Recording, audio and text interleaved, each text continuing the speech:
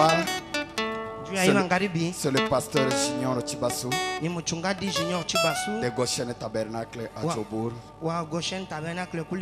Afrique du Sud, qui pourra nous apporter la parole. Si on peut l'accueillir à notre manière, pendant que on approche.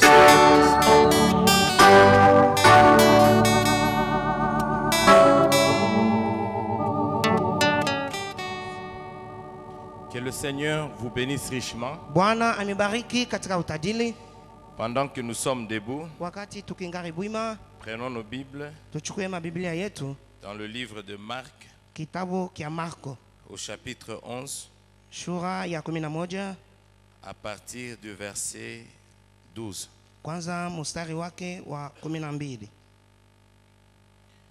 Marc au chapitre 11, à partir du verset 12 jusqu'à 22. La Bible dit, excusez-moi, je lis en anglais. Bon, je vais lire et puis le frère va lire en français.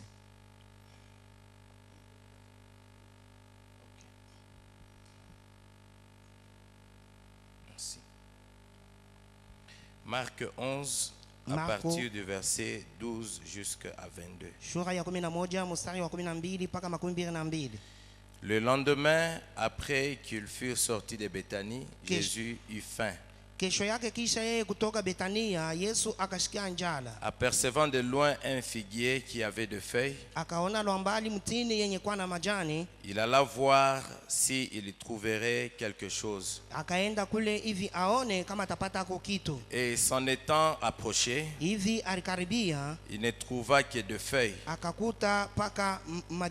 car ce n'était pas la saison des figues. Prenant alors la parole, il lui dit que jamais personne ne mange de ton fruit. Et ses disciples l'entendirent. Ils arrivèrent, sautons, allons-y au verset 20. Le matin en passant, les disciples virent le figuier séché jusqu'aux racines. Pierre, se rappelant ce qui s'était passé, dit à Jésus, Rabbi, regarde le figuier que tu as maudit à sécher. Jésus prit la parole et leur dit, ayez foi en Dieu. Prions encore. Dieu notre Père, merci pour la parole que nous avons lue. Laisse que le Saint-Esprit puisse nous en donner l'interprétation. Car tout homme qui est allé à l'école peut lire la parole, la Bible. Mais pour avoir l'interprétation de la parole, il faut le Saint-Esprit. Viens Seigneur, mets-moi de côté. Tu connais le besoin de ton peuple. Ils sont venus parfois du travail fatigué, mais quelque chose dans leur cœur leur a poussé de venir dans ta maison. Car David avait dit, je suis dans la joie quand on me dit, allons à la maison de l'Éternel. Seigneur Dieu, accorde-nous le bénéfice d'être dans ta maison. Pardonne nos péchés et nos manquements. Regarde-nous ce soir au travers du sang de l'agneau qui est le message de l'heure. Bénis le pasteur Élisée. Bénis Seigneur l'église lumière du soir. Accorde-nous des moments merveilleux ce soir dans ta présence. Élève-nous dans le lieu céleste en Jésus-Christ alors que nous avançons dans ta parole. Dans le nom de Jésus-Christ. Amen. Amen. Veuillez vous asseoir.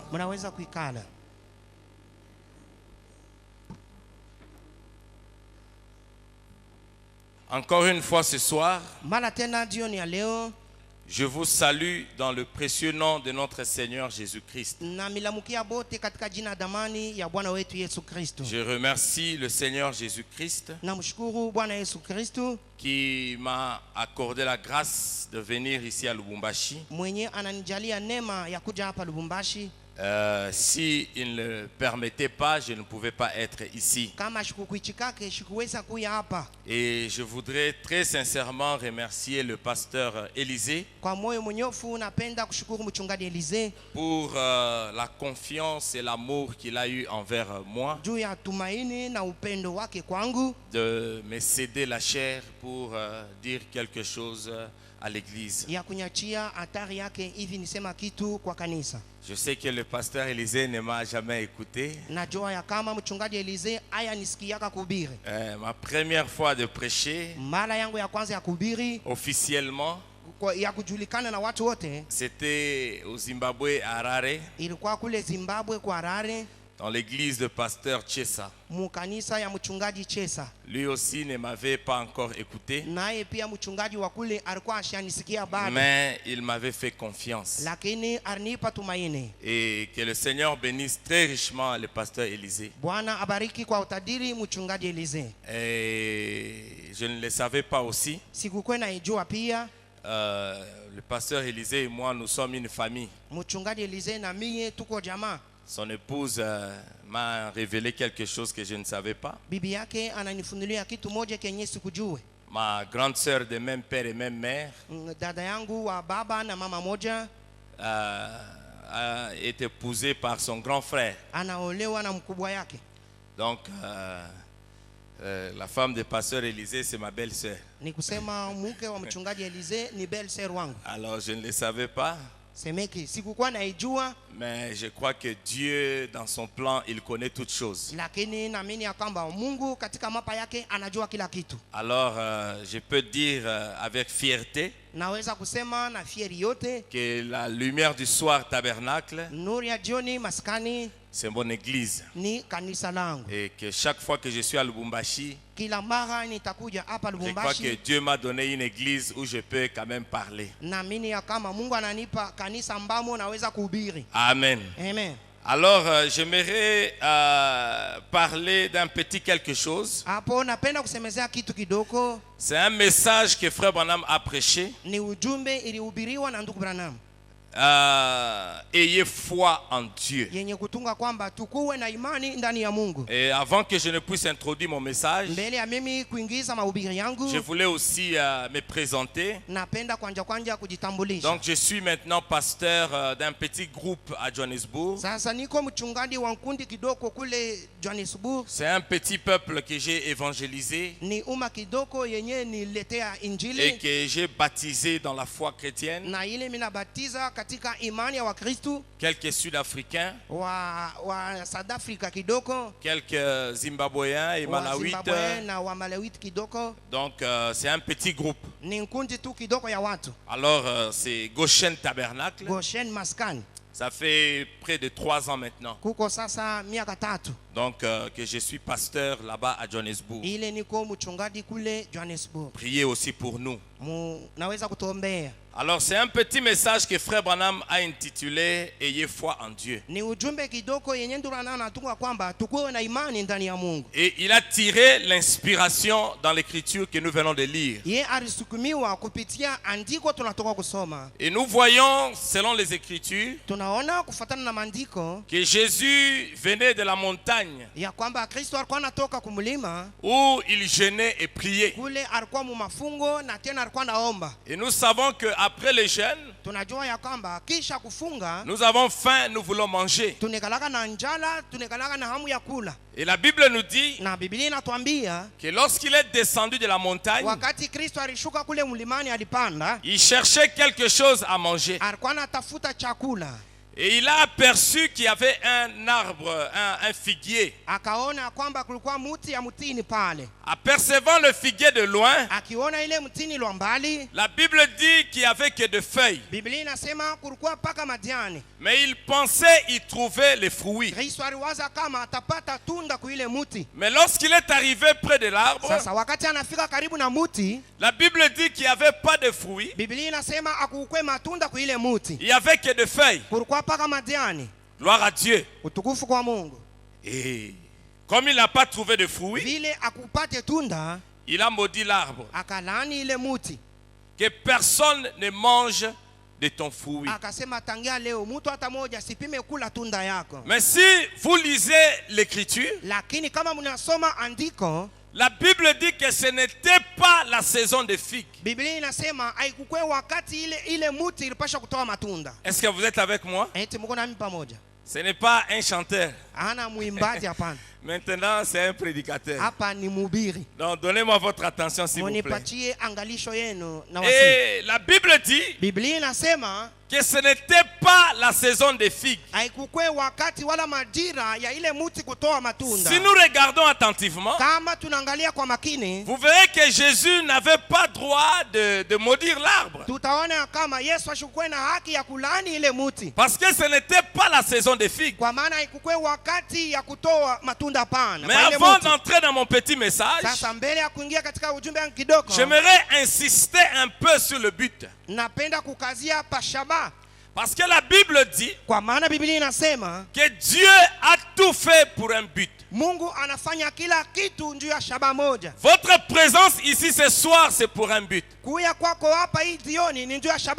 Votre naissance sur la terre, c'est pour un but. Est-ce que quelqu'un peut dire Amen? Frère Branham me dit, regardez même Samson. Il était né dans un but. Et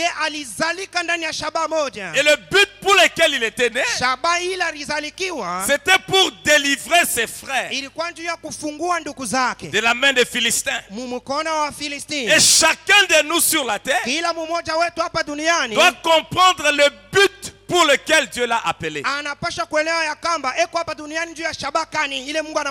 Et même cet arbre s'était placé là dans un but. Dieu a créé la créature. C'est dans un but. L'arbre est créé dans un but. C'est pour donner l'ombrage. Quand il fait chaud, quelqu'un qui est fatigué, il peut s'asseoir sous l'ombrage de l'arbre. C'est pourquoi il a des feuilles. Mais non seulement ça, mais l'arbre, Dieu a créé l'arbre, c'est pour produire les fruits. Est-ce que quelqu'un peut dire Amen? C'est pour produire les fruits. C'est-à-dire que cet arbre que Dieu avait créé, ce n'était pas là pour occuper juste une position comme ça. La position que cet arbre occupait, c'était pour accomplir un but. Mais quand Jésus vient, au lieu de trouver le fruit, Jésus ne trouve que des feuilles. Et c'est ça le genre de chrétiens que nous avons aujourd'hui. Beaucoup d'entre nous aujourd'hui, au lieu de produire les fruits du Saint-Esprit, mais nous n'avons que des feuilles. Et la Bible a promis que dans les derniers jours, les gens auront l'apparence de la piété, mais reniant ce qui en fait la force. Le christianisme, nous devons produire le fruit de l'esprit. Amen. Amen. Gloire à Dieu. Parce que l'arbre typifie aussi un homme. Cela ne nous servira à rien d'être appelés chrétiens si nous ne pouvons pas produire le fruit de l'esprit. Cet arbre ne pouvait pas servir à quelque chose. Gloire à Dieu. S'il n'y avait pas de fruits, la présence de cet arbre était inutile. C'est pourquoi Jésus a maudit ça. Parce que ça occupait une place inutilement. Cela devait produire le fruit. Être bénéfique pour les autres. C'est ça la vie chrétienne. Nous devons être un bénéfice pour les autres. Nous devons toujours chercher à être une bénédiction pour les autres. Est-ce que quelqu'un peut dire amen? C'est pourquoi Jésus a maudit cet arbre. J'ai parlé un jour dans mon église. J'ai parlé de cette histoire. J'ai dit que beaucoup de gens aujourd'hui, même à l'église, un frère vient chez toi, il a besoin d'argent. Toi, tu réponds toujours que tu n'as pas d'argent. Ce n'est pas une bonne attitude. Un jour, tu te retrouveras que tu n'as pas l'argent. Le peu que tu as, Dieu va prendre ça. Il est toujours mieux peut-être de dire, oui mon frère, j'ai quelque chose, mais c'est pour un tel travail. Si le Seigneur m'accorde la grâce, je vais répondre à ton besoin. Surtout dans notre pays là-bas, où l'argent est toujours en banque. Vous trouverez parfois le frère a la carte bancaire,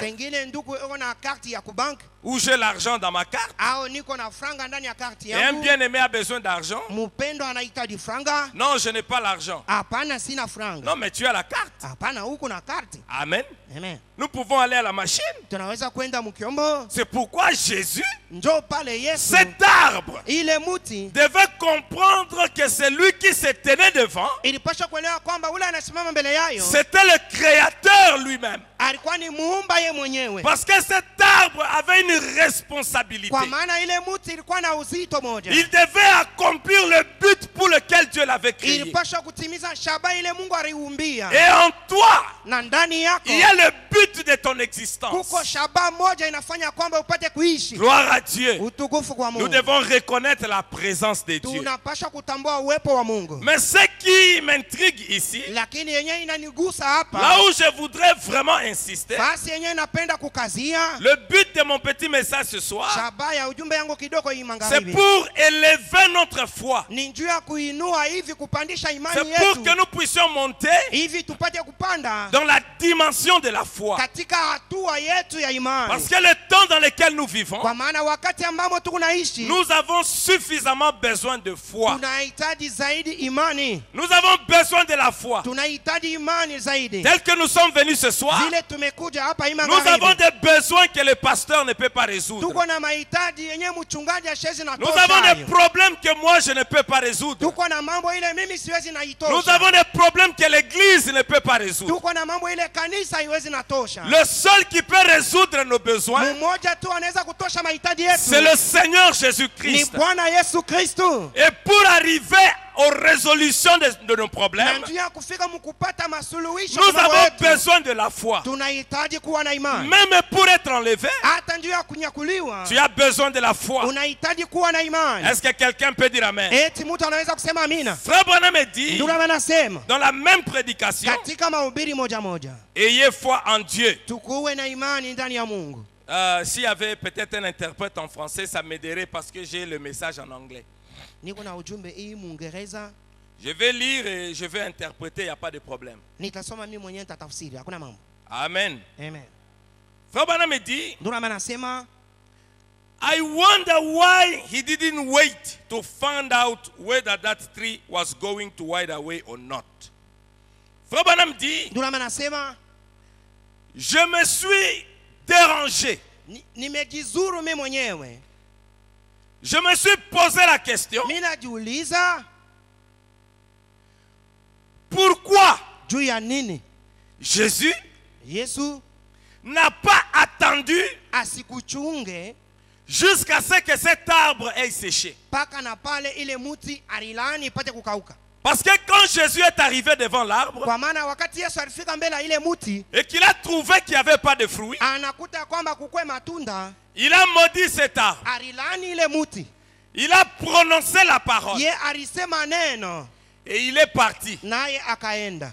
Mais la Bible dit au verset 20 Sasa Biblia inasema kumstari ya 12 que le lendemain matin, ya kwamba kesho yake asubuhi, c'est-à-dire ni kusema que l'arbre n'avait pas séché au même moment. muti ile Yesu alilani haikukaukake paka pala Mais pala. le lendemain matin, Sasa kesho yake asubuhi, ils sont passés par là avec les disciples. Yesu pamoja na wafasi wake wakapitia pa ile njia moja Et moja. c'est Pierre qui a remarqué l'arbre. Na ni Petro ndio akaona ile muti ya kukauka. Il a vu que cet arbre avait séché. Akaona kwamba ile muti barilani ilikauka. Et il montre à Jésus, Naye akamonesha Yesu, Maître, mwalimu mkuu, regarde l'arbre que tu as maudit tizama muti ile unalani a séché. inakauka. Mais ça n'a pas séché au même moment. Lakini haikukaukake wakati moja moja Et ililaniwa. frère Branham me dit, Na ndugu anasema cela a commencé à déranger frère Branham. ile ikaanza kumzuru ndugu Branham. Frère Branham, Ndugu Branham, s'il y a une écriture qui l'avait tourmenté dans sa vie, kama kuna andiko ilimzuru sana maishani mwake, c'était Marc 11. ilikuwa ni Marko sura 11. Frère Branham voulait comprendre Marc 11. Ndugu alikuwa anapenda aelewe mzuri Marko Et 11. c'est ça l'attitude d'un vrai croyant. Na njo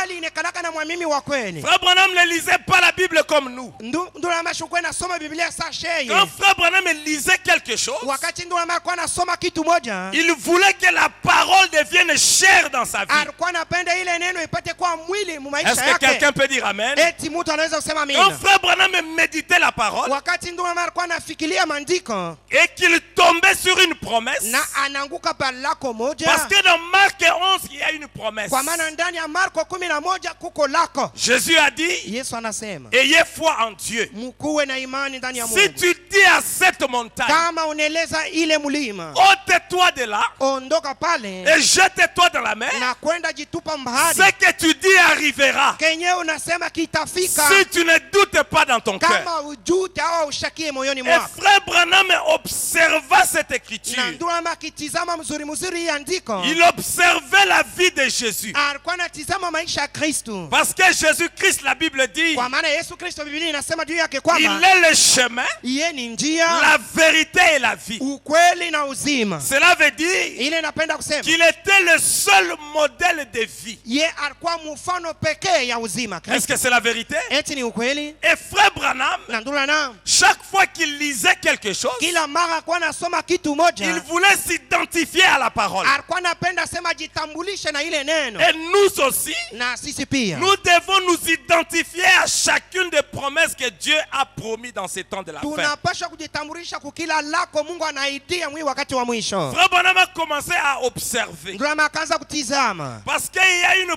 puissance dans l'observation. kwa maana kuna uwezo fulani ndani ya kutizama. Dans l'observation, Katika kutizama sort une inspiration. munekalaka natoka upulizo. Est-ce que quelqu'un peut dire amen? Eti mtu anaweza kusema Il y mimi. a quelque chose qui se passe lorsque vous observez quelque chose. Kuna kitu kinapitikana wakati unatizama kitu kimoja. L'observation, Kutizama c'est une étude approfondie sur quelque chose. nayo ni majifunzo yenyewe kunafanywa katika upana pa Frère kitu fulani. Branham a commencé à approfondir son étude Ndio akaanza kujifunza katika upana pour comprendre hivi apate kuelewa pourquoi Jésus n'avait pas attendu. njuu ya nini Yesu ashikuchungake ile mti ya rilani Et kauke. nous aussi, Na sisi pia nous devons approfondir la parole de Dieu. tunapaswa kujifunza neno la Mungu katika upana. Est-ce que vous êtes avec moi? Eti mko nami C'est pamoja. pourquoi un jour, Njoo maana siku moja Pierre, qui était un pêcheur expérimenté, Petro mwenye alikuwa muloba samaki wa il kubijua a sana. pêché toute la nuit. Aliloba usiku yote mzima. Il a utilisé son expérience, Alitumia maisha yake ya kuloba masiku zote. mais il a échoué. Alishindwa. Mais quand Jésus est venu, Sasa wakati Yesu anakuya, gloire à Dieu, utukufu kwa Mungu. quand Jésus vient, Wakati Yesu anakuya, l'échec doit se transformer dans la réussite. hapo kushindwa kunapaswa kwa kuweza. Même si tu avais échoué, Hata kama ulishindwaka, mais la présence de Jésus amène l'espoir. sasa uwepo wa Kristo iko naleta tumaini ya Est-ce que kuweza. quelqu'un peut dire amen? Eti mtu anaweza kusema amina. Quand Jésus vient, Wakati Yesu anakuya, même s'il y avait la mort, hata kama palikuwa lufu, la mort doit céder la place place à la vie. Pierre qui avait péché, il avait échoué. Voilà pourquoi nous ne comptons pas sur notre propre expérience. Si tu comptes sur ton expérience, tu vas échouer. Un chrétien compte seulement sur la grâce de Dieu. Dans tout ce que nous faisons, nous devons toujours compter sur le Seigneur. Quand Jésus vient, Frère Branham me dit, Pierre pouvait peut-être bouder. Jésus vient, il demande la chair parce qu'il voulait prêcher. Et Pierre lui a donné son bateau. Et quand Jésus est monté sur le bateau de Pierre, il s'est éloigné un peu. Après avoir délivré son message, Jésus devait récompenser Pierre. Parce que Frère Branham me dit, Dieu ne restera avec la dette de personne. Si tu lui prêtes quelque chose, Dieu te bénira tôt ou tard. Est-ce que quelqu'un peut dire amen? Dieu ne restera jamais avec ta dette. Mais c'est nous qui serons toujours redevables à Dieu. Mais pas Dieu envers nous. Quand tu as utilisé le bateau de Pierre, il ne pouvait pas retourner le bateau comme ça. Dieu devait payer Pierre. Jésus paye mieux que les hommes. Alléluia. Amen. Quand Jésus veut te payer, ça sera au-delà de tes imaginations. Le fait que tu es venu ici ce soir, j'aimerais te dire que Jésus va te payer pour ça ce soir. Tu n'es pas venu ici par hasard. C'est un sacrifice que tu as fait. Et comme c'est un sacrifice que tu as fait, il y a une bénédiction pour toi ce soir. C'était le moment que Pierre soit récompensé. Jésus dit à Pierre, jette ton filet dans la profondeur. Gloire à Dieu. Quand tu péchais, superficiellement, mais jette cela dans la profondeur. Il y a quelque chose au sujet de la profondeur. Tout ce que vous faites, vous devez approfondir la chose. Même si vous devez prier, vous devez prier dans la profondeur. Voilà pourquoi nous prions et nous ne recevons pas. Parce que nous sommes superficiels. Et quand Pierre a jeté dans la profondeur, il ne pouvait même plus tirer le filet. C'était plein de poissons. Il devait appeler les voisins. Venez aider-moi. C'est ce qui va se passer dans ta vie. Après l'obéissance à la parole, tu vas manquer ou placer les bénédictions de Dieu. Est-ce que quelqu'un peut dire gloire à Dieu? Alléluia. Amen. Jetez dans la profondeur. Même frère Branham, pour avoir les poissons multicolores, le troisième poule, frère Branham, Dieu lui a dit, jette ton filet au fond de la mer. Le premier poule, il jetait juste superficiellement. C'était les petits poissons qui venaient. Mais pour avoir l'épouse, pour t'avoir lumière du soir, l'ange a dit à Frère Branham, jette les filets au fond de la mer. L'épouse de Jésus-Christ, ce qu'il attire, ce n'est pas pas seulement les miracles. Parce que les miracles, même les TB Joshua peuvent le faire au Nigeria. Mais ce qui attire l'épouse, c'est la parole.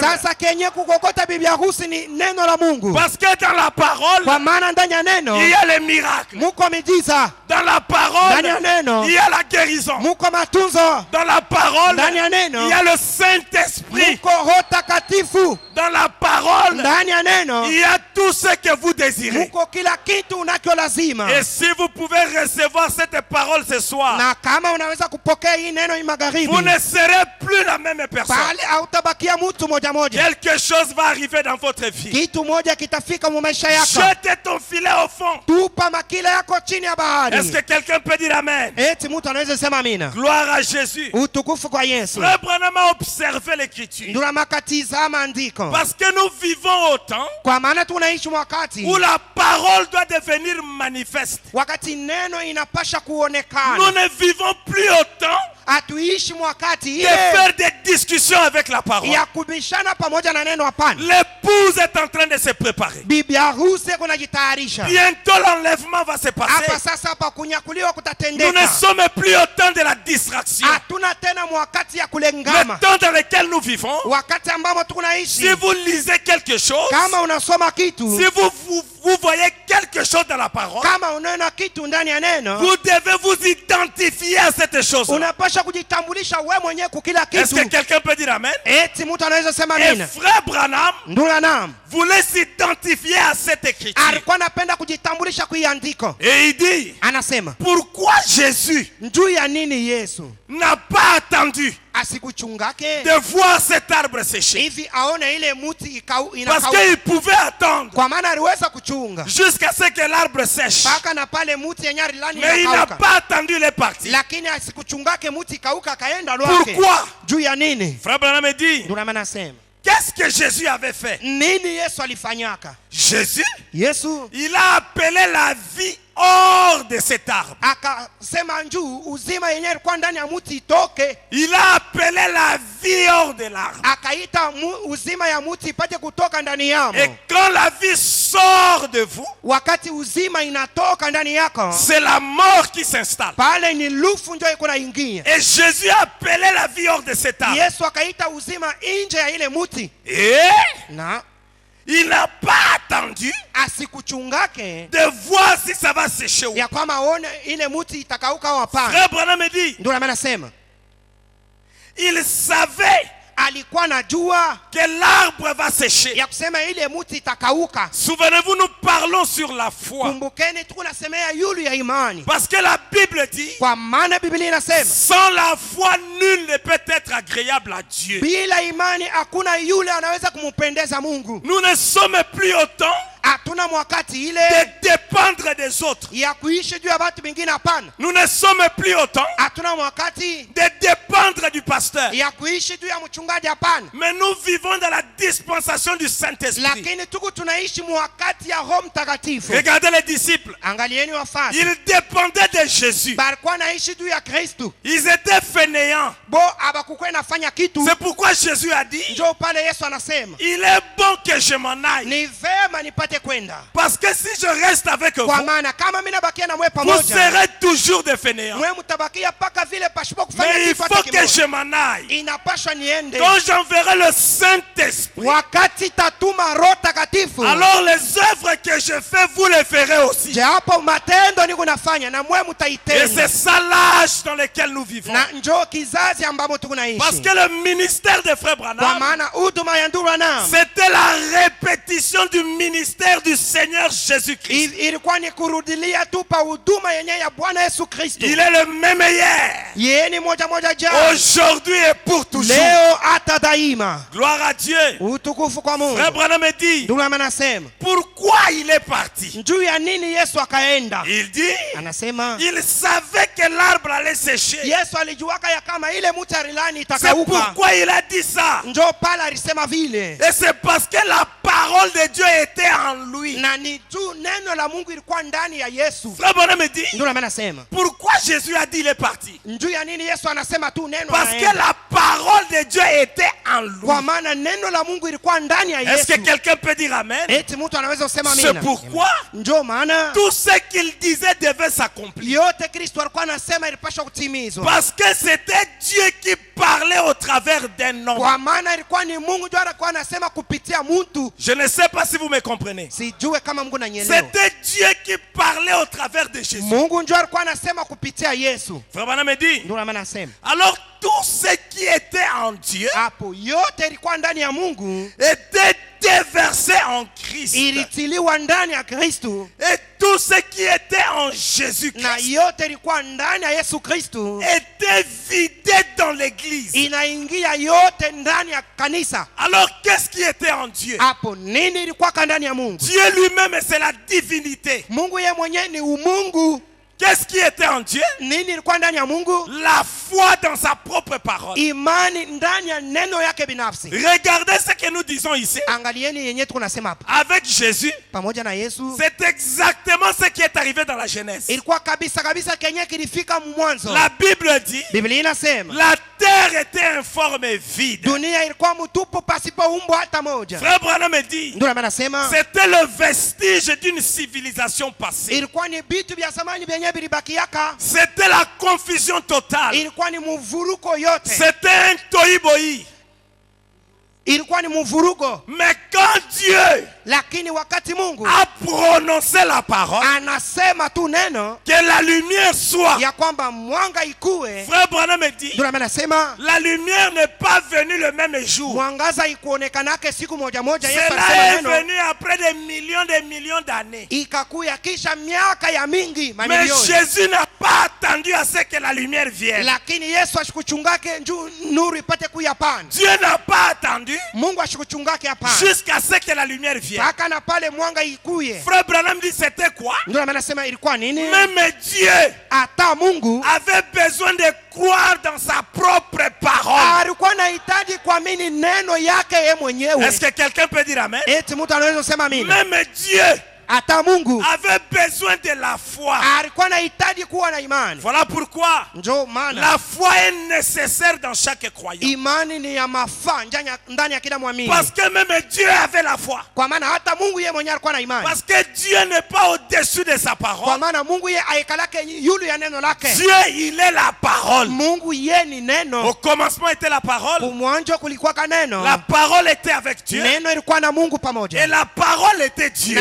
Mais quand cette parole qui était Dieu, le Logos, quand cela a été fait chair en Jésus, nous avons vu Jésus manifester exactement ce qui était dans le Père. La foi qui était dans le Père a été manifestée dans le Fils. L'humilité qui était dans le Père a été manifestée dans le Fils. L'obéissance qui était dans le Père a été manifestée dans le Fils.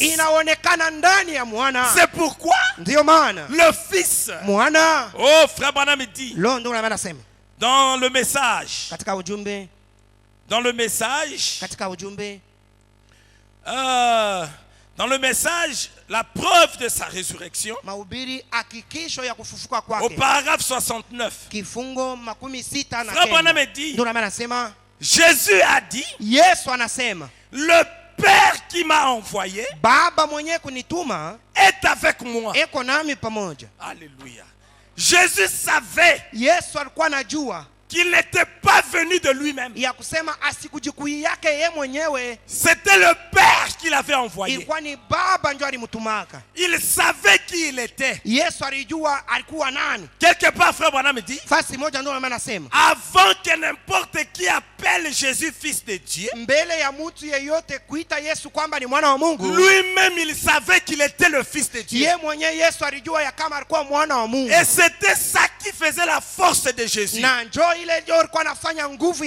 Parce qu'il connaissait qui il était. Frère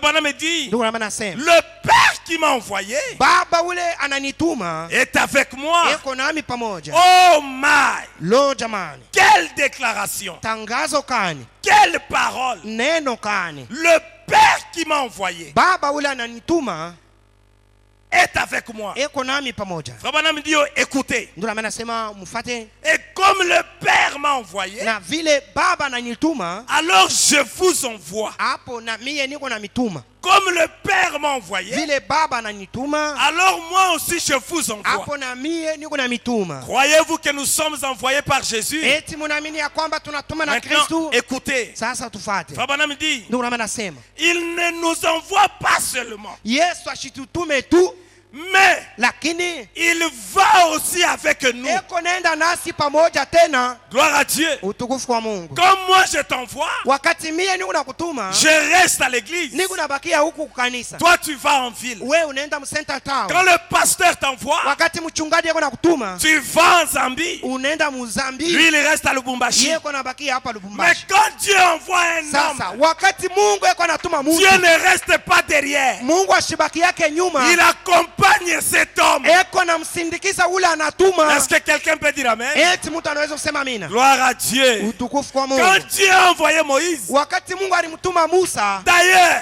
zaidi avant que Dieu ne t'envoie, mbele ya Mungu kukutuma, tu dois d'abord le rencontrer. unapasha kwanja kukutane naye Mungu. Dieu ne peut pas t'envoyer si tu ne l'as pas rencontré. Mungu ashezi na kutuma kama uya kutana naye C'est ça le bado. problème que nous avons aujourd'hui. Njo mambo ile tuko nayo leo. Même parmi nous les ministres, Hata katikati yetu bahubiri, beaucoup partent d'eux-mêmes bengine beko na jendea bo sans wenyewe avoir rencontré Dieu. bila kukutana na Mungu. C'était ça avec Moïse. Ilikuwa ni vile na Musa.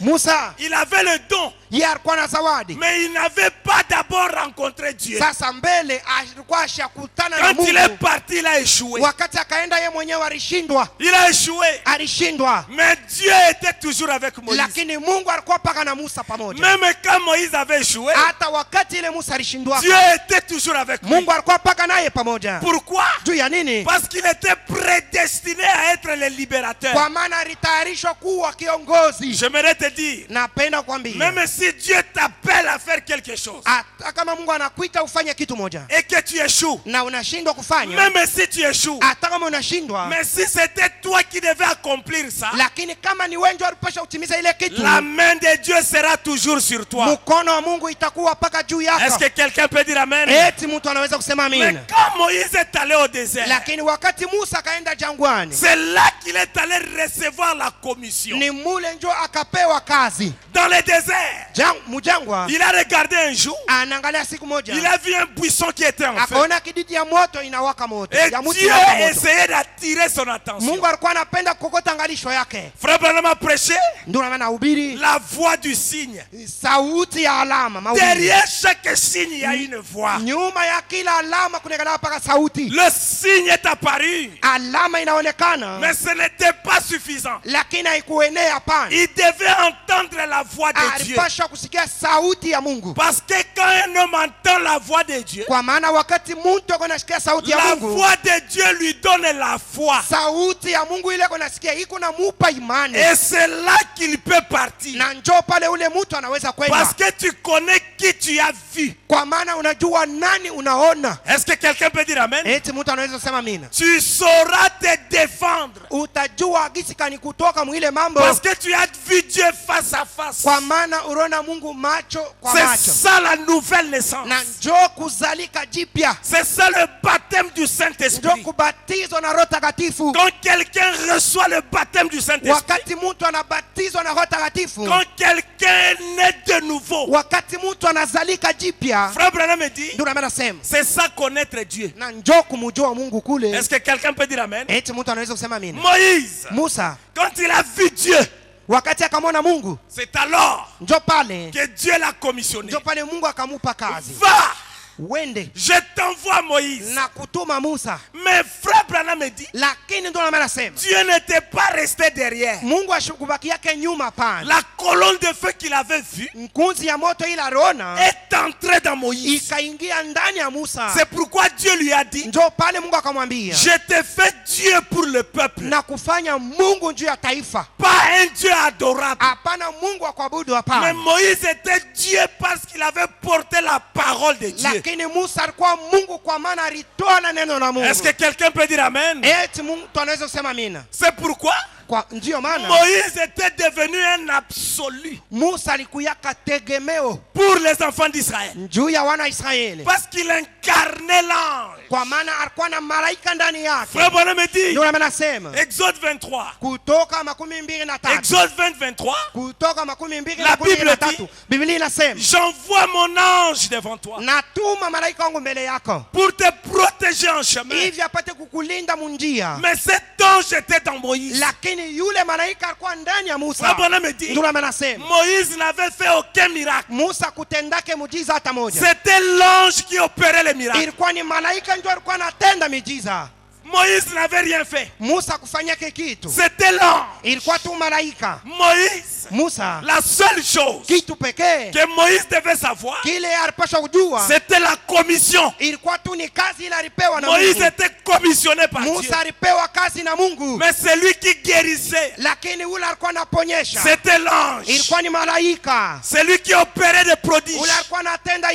C'était l'ange. Qui était l'ange? La colonne de feu. Et cette colonne de feu est devenue Jésus-Christ aujourd'hui. Est-ce que quelqu'un peut dire amen? Quand Dieu t'envoie, il ne reste pas derrière. Jésus savait que le Père était en lui. Voilà pourquoi il n'avait pas besoin d'attendre de voir que l'arbre sèche. Parce que ce n'était pas lui qui parlait, mais c'était le Père qui parlait. Et la parole de Dieu ne peut jamais rentrer à lui sans avoir accompli le but pour lequel il est sorti. Ce soir, mon frère, ma soeur, la parole ne rentrera jamais à vide.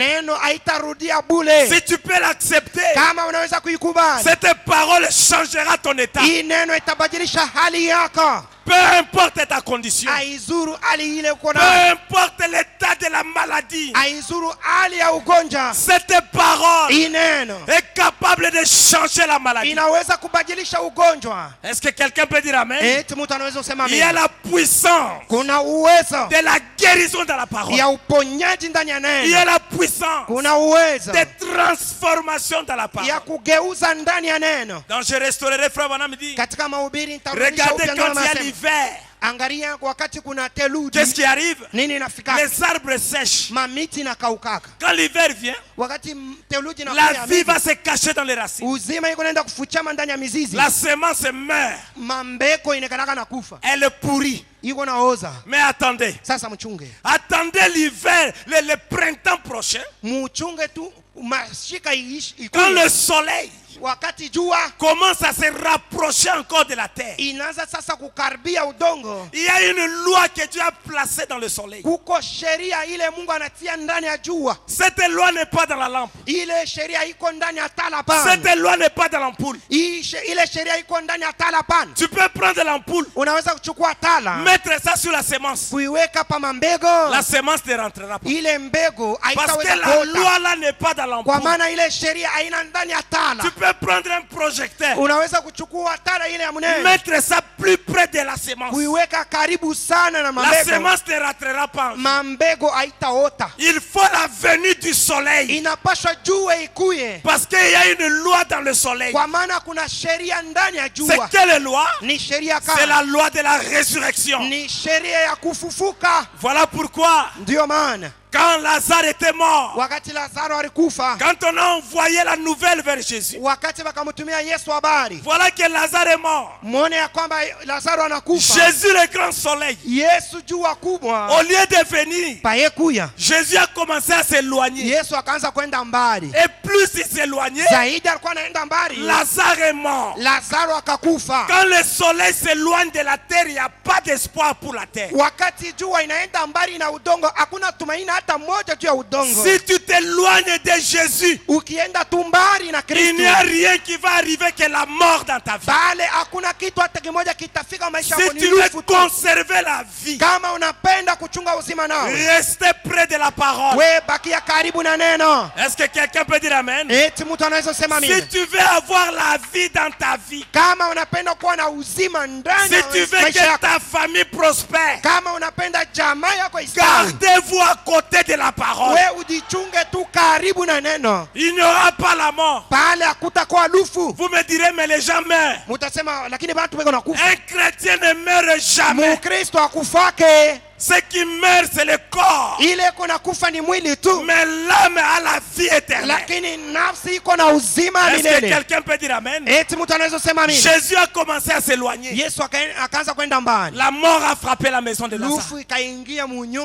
Oh, frère Bonamiti, le ministère de Jésus était basé sur les visions. Comme il n'avait pas encore vu la vision, il ne pouvait pas venir. Il attendait que le Père, comme le Père m'a envoyé, je ne fais rien que ce que mon Père me montre. Quand le Père lui a montré la résurrection de Lazare, alors Jésus a commencé à venir. Quand il arrive à la porte de la ville, Marthe entend les échos. Le type de l'église, le type de l'époux. La présence de Jésus amène la joie. Marthe n'était pas furieuse. Regarde maintenant, il vient. Il mangeait le pain chez nous. Il a attendu que notre frère meure pour qu'il vienne. Marthe a eu la joie parce qu'il savait la présence de Jésus, c'est la solution. Est-ce que quelqu'un peut dire amen? Ce soir, il y a la solution pour ton problème. Parce qu'il a promis, là où 2 ou 3 sont assemblés à mon nom, moi je suis présent au milieu d'eux. Combien croient que Jésus est ici? Jésus n'est pas ici parce que moi je suis Junior Tibasu. Jésus n'est pas ici parce que toi tu as de l'argent. Jésus n'est pas ici parce que toi tu es un boss. Mais Jésus est ici à cause de sa parole. Et frère Branham a prêché. Dieu tient sa parole. Le diable c'est un infidèle. Il ne peut jamais tenir sa parole. Mais nous avons un Dieu qui tient sa parole. Quand il promet, il accomplit. Quand il dit que je serai là, il sera là. Peu importe.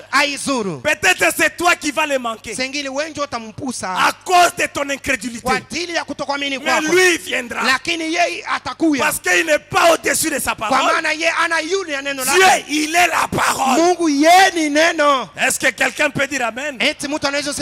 Jésus vient. Marthe court vers Jésus. L'attitude positive envers la parole de Dieu vous donnera les résultats positifs. Même si la maladie te frappe, ne maudis jamais Dieu. Même si tu traverses les épreuves, ne maudis jamais ton Dieu. Ne fais pas comme la femme de Job. Mais Job était un croyant. Il savait en qui il avait cru. Job a regardé sa femme. Tu parles comme une femme insensée. Mais je sais que mon Rédempteur est vivant. Est-ce que quelqu'un peut dire amen? Job avait gardé l'attitude positive. Soyez toujours positif. Si vous voulez réussir, soyez toujours positif. Est-ce que quelqu'un peut dire amen? Marthe était positive. Il arrive là où Jésus était. Il s'incline. Il adore le Seigneur. Oh maître, si tu avais été ici, mon frère n'allait pas mourir. Marthe, je te dis, si tu crois, tu verras la gloire de Dieu. Quand je parle de Marthe, quand tu regardes Marthe en Israël, Marthe c'est toi. C'est toi Marthe. Frère Branham me dit, l'Ancien et le Nouveau Testament étaient l'ombre de ce jour. La véritable Marthe, c'est lumière du soir. Jésus te dit ce soir, si tu crois, tu verras la gloire de Dieu. Marthe a dit, Seigneur, je crois. Dieu veut d'abord que tu dises, Seigneur, je crois. Le reste viendra après. D'abord, Seigneur, je crois. La compréhension viendra après. D'abord, la foi dans la parole. Abraham devait d'abord croire. Le miracle suivra après. Le miracle suit la parole. Est-ce que quelqu'un peut dire amen? Si tu crois, Marthe, tu verras la gloire de Dieu. Et Jésus dit, où est-ce que vous l'avez enterré? Montrez-moi là où vous l'avez enterré. À cause de la douce parole de Marthe, cela a secoué le cœur de Jésus. Ça a créé la compassion. Montrez-moi là où vous l'avez enterré. Beaucoup de gens cachent leurs problèmes. Tu es malade, tu veux cacher ça à ton pasteur. Jésus ne pouvait pas ressusciter Lazare s'il n'avait pas vu là où Lazare était enterré. Montre à Jésus ton problème. Montre-lui ton problème. Seigneur, je suis stérile. C'est ça mon problème. Je ne mets pas au monde. Ça fait 10 ans. C'est ça mon problème. Montre-lui ton problème. Tu verras la gloire de Dieu. Il est enterré ici. Gloire à Dieu. Jésus arrive. Le Dieu de Dieu. L'onction suprême. Il n'y a personne qui a vécu comme Jésus. Et il n'y aura personne comme Jésus. Les cieux et la terre passeront. Mais Jésus ne passera jamais. Les hommes se moquaient. Qu'est-ce qui va arriver? Mais il savait en qui il était. Il savait qui l'avait envoyé. Il avait la foi parfaite. Marthe, enlève la pierre. Tu as une responsabilité ce soir. Enlève la pierre. Jésus va te guérir. Mais toi, enlève la pierre. Qu'est-ce que la pierre? L'incrédulité. Tu dois ôter l'incrédulité ce soir. Gloire à Dieu. Vous regardez ce bâtiment. Est-ce que c'est vrai? On va finir ça. Enlève la pierre. Enlevez la pierre. Jésus va finir ça. Quelqu'un peut dire amen? Ça ne sera pas par vos efforts, mais ça sera la grâce de Dieu. Le Dieu de Lazare, il est le Dieu de la lumière du soir. Quelqu'un peut dire amen? Lazare, sort. C'était la voix de la résurrection. C'était le soleil qui s'est rapproché de la terre. En Jésus, il y avait la loi. Quelle loi? La loi de la résurrection. Et frère Branham me dit, cette loi est dans chaque croyant. Peu importe ichapokuwa que tu sois enterré au fin fond de la terre, upate kuzika chini kabisa ya udongo, peu importe aizuru que tu sois mangé par les lions, upate kukula na simba, peu importe aizuru que le sida te prenne, hata kama ukimwi na que kuchukua, ça soit le cancer, ipate kuwa kansa, que tu es parti dans l'eau. upate kufia Mais maji. il y a une loi en toi ce soir. Lakini ndani yako magharibi muko Le sheria jour de moja, la résurrection, siku ya ufufuko la terre ne pourra pas te retenir. nchi haitakubamba ndani yayo kamwe. Est-ce que quelqu'un peut dire amen? Eti mtu anaweza sema amina? Il y a une loi en moi ce soir. Kuko sheria moja ndani yangu magharibi. Ce monde ne pourra jamais nous retenir. Hii dunia haitanibamba kamwe. La pesanteur. Hata nguvu ile Un jour nous allons vaincre cela. siku moja tutaishinda. Et pour vaincre cela, Na ndio kushinda ile il faut la foi dans la parole. inapaswa imani katika sauti ya Mungu. Cette foi qu'avait Marthe, Ile imani ilikuwa na Martha, cette foi qu'avait Jésus, ile imani ilikuwa na Kristo. cette foi doit venir dans chaque croyant. Ile imani inapaswa kuya ndani ya kila mwaminifu. Est-ce que quelqu'un peut dire amen? Eti mtu anaweza sema amina? Frère Branham me dit, Ndio maana nasema amen. N'est-ce pas merveilleux?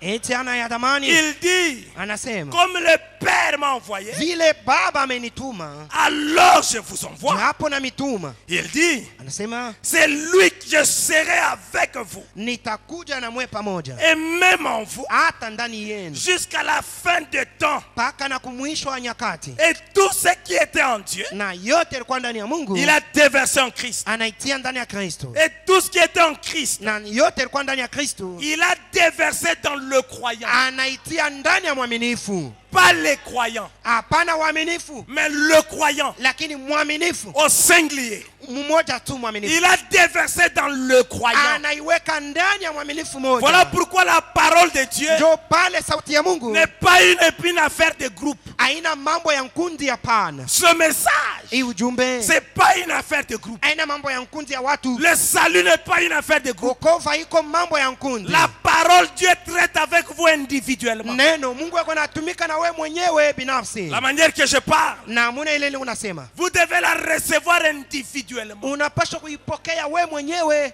Dieu l'a déversé dans l'église. Mungu anaitia ndani ya kanisa. Cette église, Hii kanisa ce n'est pas l'église bâtiment, ana kanisa hii majengo hapa, mais c'est l'église corps mystique de Christ. lakini ni kanisa mwili wa ajabu wa Kristo, Et le corps a des membres. na mwili ni kanaka na vipande mbalimbali, Chacun est un membre dans le corps. na kila mmoja ni mshiriki wa mwili. Découvre qui tu es dans le corps. Vumbula uko nani ndani ya mwili. Est-ce que tu es la main? Eti uko mkono, Est-ce que tu es le pied? eti uko mkulu, Est-ce que tu es la tête? eti uko kichwa. Tu dois découvrir ta place dans le corps. Unapaswa kuvumbula nafasi yako ni gani Est-ce ndani ya que mwili. quelqu'un peut dire amen? Eti mtu anaweza sema Et amina. quand Jésus Wakati Yesu déverse sa puissance wakati Yesu anamwanga uwezo dans les wake membres du corps, ndani ya washiriki wa nous mwili, tous on ne fera pas le même travail. sisi wote hatutafanya kazi moja moja. Chacun aura une particularité. Kila mmoja atakuwa na kazi yake ya Tout le upekee. monde ne chantera pas. Kila mtu ataweza kuimba, Tout le monde ne prêchera pas. kila mtu atahubiri, Mais j'aimerais te dire, lakini napenda kuelezea chacun de nous a un ministère. kila mmoja iko na huduma yake. Gloire à Dieu. Amen. Même l'hospitalité, Hata kupokea kwa watu c'est un ministère. nayo pia ni huduma, C'est un don. nayo ni zawadi. Même être ménagère, Hata kuya wa kufanya makazi ya c'est kunyumba, un ministère. nayo ni huduma, C'est un don. nayo ni zawadi. Gloire à Dieu. Utukufu kwa Mungu. Dieu nous donne à chacun selon ses capacités. Mungu anapatia kila mmoja kufuatana na uwezaji Est-ce que wake. quelqu'un peut dire amen? Eti mtu anaweza sema Dieu amina. l'a déversé dans le croyant. Mungu anaitia ndani ya mwaminifu. Frère Branham me dit, Ndio anasema et na si vous pouvez vous tenir seul, kama unaweza simama peke yako, pas avec les gens. hapana pamoja na Quand watu vous mingi. prenez la parole, Wakati unachukua neno, vous devez vous tenir seul avec la parole. unapaswa kusimama peke yako na neno, Pas avec la famille, hapana pamoja na jamaa, pas avec les amis. hapana pamoja na warafiki. La parole, vous la recevez seul. Neno huko naipokea wewe mwenyewe, Et vous la tenez vous seul na huko naishika tu wewe mwenyewe avec la parole. pamoja na Frère neno. Branham me dit, Ndio anasema, et vous vous tenez là, na huko nasimama pale sur la parole de Dieu. juu ya neno la Mungu. Every man, chaque personne Kila mtu qui est déjà arrivé quelque part avec mwenye Dieu, alishafika fasi fulani na Mungu, écoutez, mfuate. Il devait se tenir seul dans ses convictions. Est-ce que quelqu'un peut dire amen? Aujourd'hui, pour réussir, même dans le ministère, vous voyez qu'il faut seulement que l'homme soit connecté à tel. Si tu n'es pas connecté à tel, tu ne réussiras pas. Non, nous devons être connectés à Jésus-Christ. Est-ce que quelqu'un peut dire amen?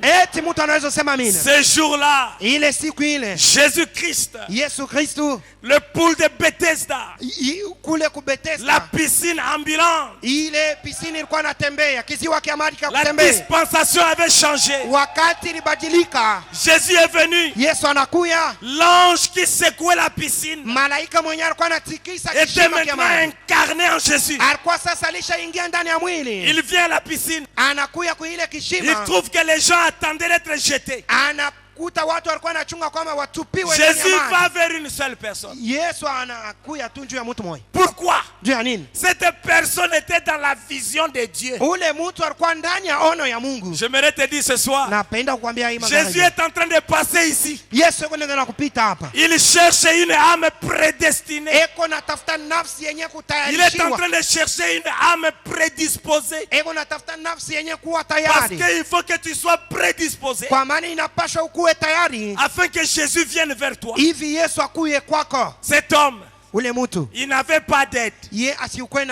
Frère Branham dit, il n'était pas handicapé. Non. Mais il avait une infirmité. Il avait une maladie qui ne le permettait pas de marcher vite. Est-ce que vous le croyez? Il n'était pas un coca. Coca. Hein? Comme on dit en lingala. Non, il avait les deux pieds. Mais seulement, il était malade. Il était lent. Et frère Branham dit, c'est ça la condition de beaucoup à l'église. Ils sont là à comprendre les promesses de Dieu. Ils sont là. Là. Quand tu veux recevoir la bénédiction, les voisins avaient déjà pris. Et toi tu restes toujours malheureux. Mais ce soir, la piscine est en train de passer chez toi. Est-ce que quelqu'un peut dire amen? J'aimerais te dire, tu souffriras, mais tu ne souffriras pas tout le temps. Même si tu es malade, mais un jour cette maladie prendra fin. Même si tu traverses les épreuves, ça ne sera pas tout le temps. Même si Dieu est en train de te punir, mais Dieu ne te punira pas toute la vie. Il n'a jamais fait ça pour Israël. Il le punissait peut-être pendant 40 ans. Mais après 40 ans, il devait se souvenir de ses promesses. Ce soir, Dieu te punit. Mais cette punition a une fin. Parce que tout ce qui a un commencement a une fin. Il n'y a que Dieu et sa parole qui n'a pas de commencement et de fin. Est-ce que quelqu'un peut dire amen? Ce jour-là, c'était la visitation pour cet homme. Il était là. Jésus la piscine. Jésus la solution. Devant lui, Jésus lui pose la question. Qu'est-ce que tu veux? Veux-tu marcher? Écoutez. Veux-tu marcher? Écoutez la réponse. Je n'ai personne pour me jeter. Jésus n'a pas demandé si tu as quelqu'un ou pas. Il y a des gens qui veulent toujours dépendre des autres. Tu dépends de ton père. Mais un jour ton père toi sera. Si ton papa meurt, tu vas dépendre de qui? Tu dépends de ta mère. Un jour maman mourra. Qui sera ton appui? Tu dépends de l'église. Un jour l'église faillira. Combien croient que l'église peut faillir? Si tu dépendais de l'église, qui t'aidera encore? Tu dépends du pasteur. Un jour le pasteur peut faillir. C'est un homme. Il peut faillir. Le seul qui ne peut jamais faillir, c'est Jésus-Christ. Est-ce que vous pouvez dire Amen? Oh mes frères et sœurs, moi je peux faillir. Je peux faillir. Je peux vous décevoir. Mais la parole ne vous décevra jamais. Veux-tu marcher? Je n'ai personne. Non. Tu n'as pas besoin de quelqu'un. Mes frères et sœurs, dans ma vie, chaque fois que je vais dépendre de quelqu'un, j'échoue. J'ai expérimenté ça depuis que j'étais trop petit. Chaque fois que je vais dépendre de quelqu'un, j'échoue. Que ce soit dans ma musique. Un jour, j'ai voulu dépendre d'un grand de la musique. Viens ici. Je vais chanter avec toi. Je suis parti. Je pensais que ça ira. Ça n'a jamais marché. Mais quand moi-même je commençais à compter sur le Seigneur, j'ai réussi. Est-ce que quelqu'un peut dire Amen? J'ai réussi. Je vous dis que j'ai réussi. Je suis allé au Cameroun. J'ai trouvé même les petits enfants venir à la chair en train de chanter l'original. J'ai pleuré. J'ai dit au Seigneur, j'ai pleuré. Ce n'était pas le vieux qui a amené ma musique là-bas. Quand tu comptes sur Dieu, Dieu va te surprendre. Est-ce que quelqu'un peut dire Amen? Quand tu comptes sur quelqu'un, tu seras toujours déçu. Ce soir, apprenez à compter sur le Seigneur. Vous ne serez jamais déçu. Est-ce que quelqu'un peut dire Amen? Veux-tu marcher? Je n'ai personne. Non. Tu n'as pas besoin de quelqu'un. Ma question, veux-tu marcher? Parce que c'est lui qui fait marcher, il est devant toi. Et c'est lui qui fait marcher ce soir, il est devant toi. Cette Bible, c'est la parole éternelle de Dieu. La Bible dit, l'homme ne vivra pas seulement de pain, mais de toutes tes paroles qui sortent de la bouche de Dieu. C'est quoi la bouche de Dieu aujourd'hui? C'est William Branham. Amen. Est-ce que quelqu'un peut dire Amen? Quand vous dites Amen à tout ce que Branham a dit, vous êtes en train de manger Dieu. Vous êtes en train de manger le livre. Et vous allez devenir ce que vous mangez. Vous allez commencer à produire les miracles. Parce que la Bible dit, voici les signes qui accompagneront ceux qui auront cru. À mon nom, ils chasseront les démons. S'ils imposent les mains aux malades, les malades seront guéris.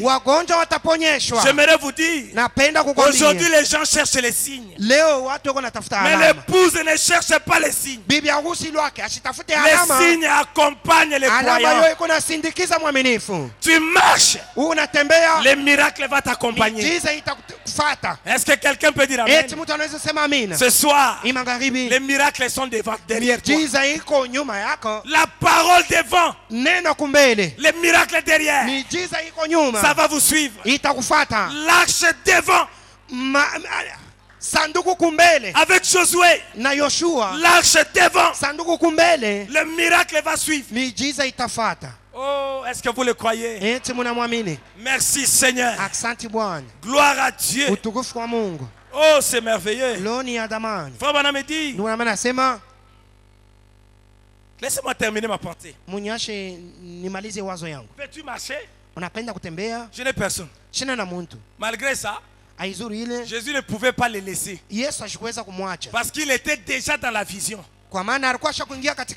Il y a des choses, même si tu doutes. Si la bénédiction est pour toi, rien ne peut empêcher ça.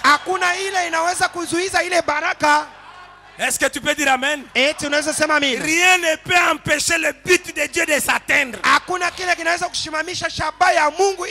Même si l'homme est douté, même si l'homme était indécis, Jésus ne pouvait plus rien faire. Parce qu'il était dans la vision du Père. J'aimerais te dire que tu es dans la vision de Dieu ce soir. Ta bénédiction a déjà été vue par Dieu. Même pas les sorciers de la famille ne pourront empêcher ça. Même pas ton père. Même pas ton oncle. Même pas Dieu lui-même. Est-ce que tu peux dire Amen? Même Jésus lui-même ne pouvait plus empêcher ça. Parce que l'homme était devenu une partie de la vision de Dieu. Abraham, même s'il avait menti, ça ne pouvait plus rater. Parce qu'Abraham était déjà devenu une partie de Dieu.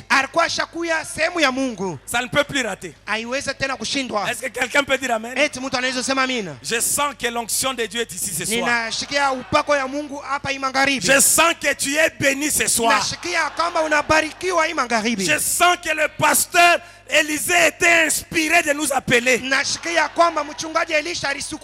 que Dieu ne fait pas des choses au hasard. Il n'y a pas de hasard en Dieu. C'est Dieu qui nous a envoyés. Et Dieu n'envoie pas ses serviteurs en vain.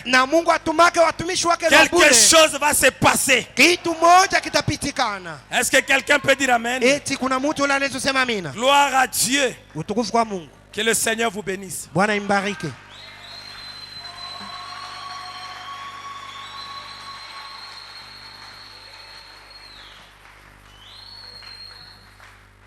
Voudriez-vous vous tenir debout?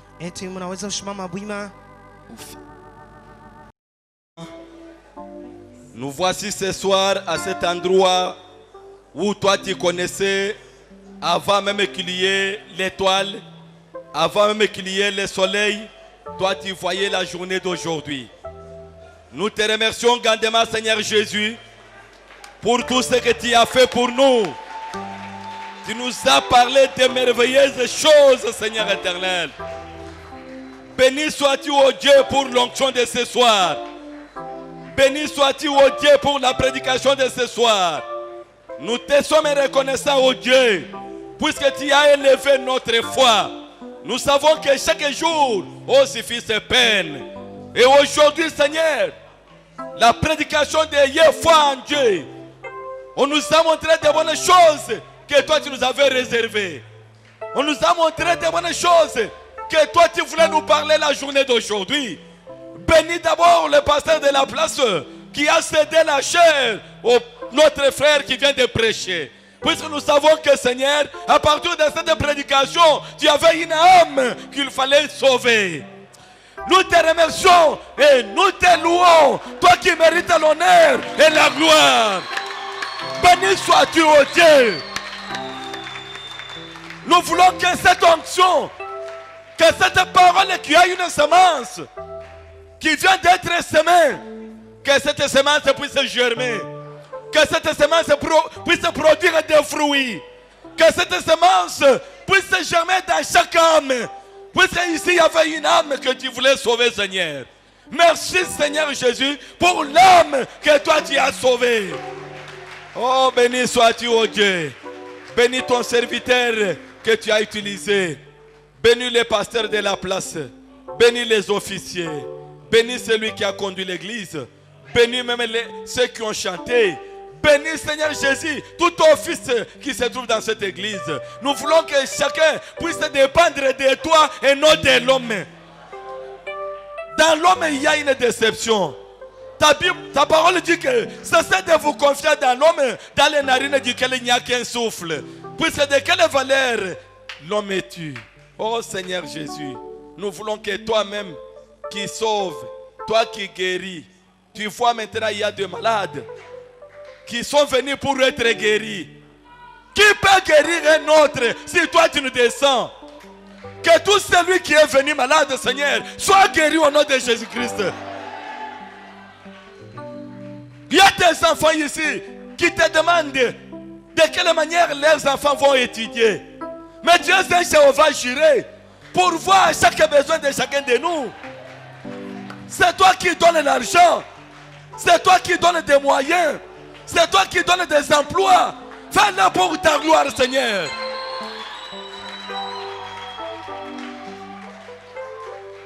Que cette onction, Seigneur, qui est descendue ici à travers la prédication de cette parole, que cette onction puisse accompagner chacun de nous et que la foi de chacun de nous puisse être montée. Et quand nous allons partir dans nos maisons, Seigneur, que chacun puisse trouver de merveilleuses choses et que chacun puisse avoir la réponse à sa prière.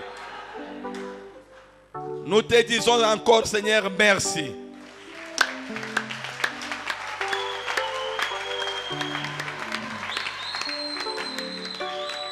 Maintenant, Seigneur, nous voulons sortir. Nous te demandons de nous accompagner partout où nous pouvons passer. Même le service, Seigneur Jésus-Christ, reste pour toute la semaine. Nous savons bel et bien que tu vas encore nous aider. Nous nous attendons à toi puisque nous comptons à toi. Nous te demandons ici avec foi au nom du Seigneur Sauveur Jésus-Christ. Amen.